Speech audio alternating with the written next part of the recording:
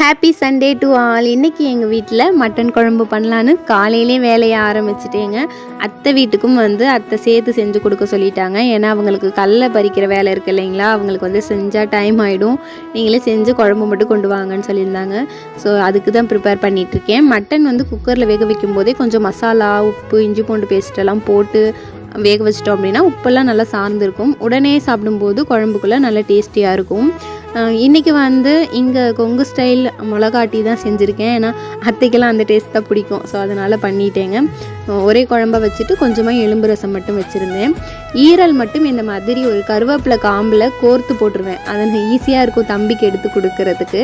அதனால் இந்த மாதிரி கோர்த்து போட்டுருவேன். எல்லா ஈரலையும் அப்படி போட மாட்டேன், எல்லாருக்கும் கிடைக்கணும்ல. கொஞ்சம் மட்டும் தம்பிக்கு தேவையானது மட்டும் அது மாதிரி கோர்த்து போட்டுருவேன். எனக்கு சிக்கன் நாட்டுக்கோழி எடுத்துகிட்டு வந்திருந்தாங்க. சேம் அதுலேயுமே கொஞ்சம் இஞ்சி பூண்டு பேஸ்ட், சிக்கன் மசாலாலாம் போட்டு குக்கரில் வேக வச்சுட்டு அதுக்கப்புறம்